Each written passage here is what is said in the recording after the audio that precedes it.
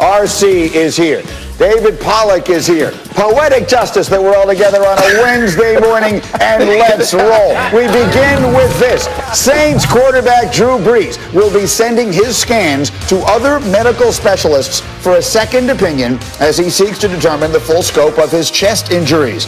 Tests performed earlier this week reveal Brees has multiple fractured ribs on both sides of his chest and suffered a collapsed lung. So obviously, serious stuff here. What is the latest? He's looking for a second opinion. What are we expecting? They're trying to get a sense of timetable for when they might be able to reasonably expect him back. As we discussed yesterday, you have to prepare for him missing at least 2 or 3 weeks here. They haven't yet put him on injured reserve. This year, if you go on injured reserve, you have to miss at least 3 games. So depending on what comes back, they'll make a decision about what to do about that. If they know he's going to miss 3 or more games, they'll put him on injured reserve, give themselves the roster flexibility. If they think there's a chance he comes back sooner than that, then you might not see them make that move. So we'll know more when these tests come back. Our Ed Werder reporting on this obviously has had a lot of detail. We'll continue to follow him. But, yeah, he's waiting to see what he can expect in terms of a healing timetable, which really varies from patient to patient with injuries. But to be clear, I mean, the notion that he wouldn't miss 3 weeks with this would be very optimistic, right? Very optimistic. It's unlikely that it would be that soon. And it's important, I think, for people who are listening to understand that. Unlikely it would be that soon. But again, they don't know. They're trying to get a better sense of it, and these second opinions that come back should help with that. So that leaves Jameis Winston and Taysom Hill, and we'll see exactly how they decide to do it. Let me bring the guys in here and figure out what we can expect. Again, Neek and RC and David Pollack. And RC, I will just start with you, because this is a team that is somewhat near and dear to your heart, at least geographically. If this team has to play without Drew Brees for an extended period of time, they were unbeaten without him last year. Can they do that again? Mm-hmm. I think they can. I think they can be really good, but also think that they can be really different. I mean, take it back to about 1997 in the Minnesota Vikings when Brad Johnson went out and Randall Cunningham became the starting quarterback. It changed the entire dynamic of that offense. They were explosive. They pushed the ball down the field. They got a little bit more exciting, and he didn't have some of these skilled players like the Alvin Kamara in the backfield. Obviously, he had the weapons on the outside. I'm expecting Jameis Winston to have to learn a little bit of the old with the new. If you're Sean Payton, you want a little bit of the old Jameis Winston. You want a guy that can push it down the seam to Jared Cook, get it outside to Emmanuel Sanders and to Michael Thomas. But you also want him to understand if you don't have that right away, if you don't have the matchup, you have guys like Alvin Kamara that you can check the ball down to.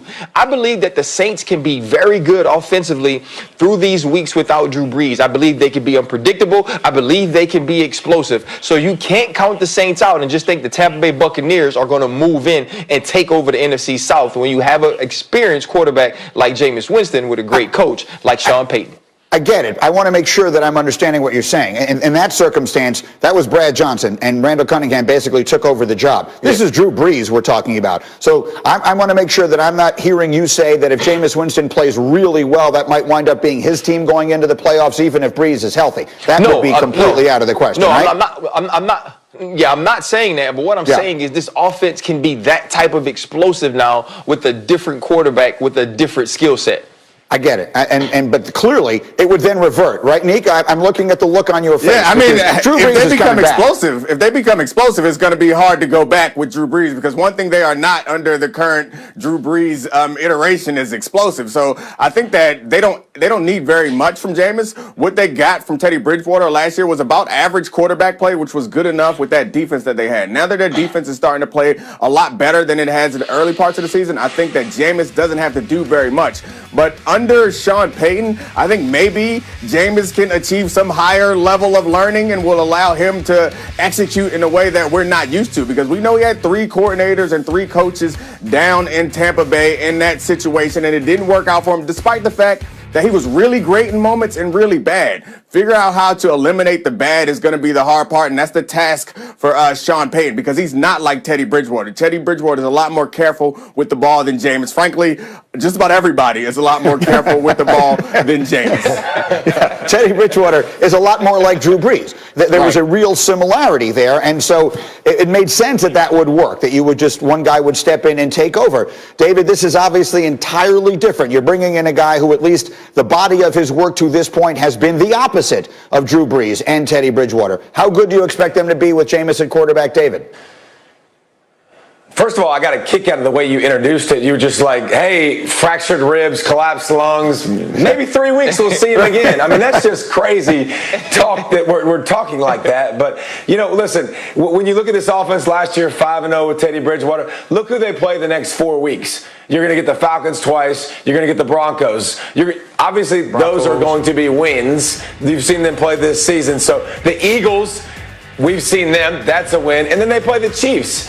And they were going to lose that with Drew Brees regardless. So I think this offense is more about Sean Payton, the weapons. But what Neek said, I am very interested to see, because right now it's dink and dunk galore with Drew Brees. He doesn't throw the football down the field.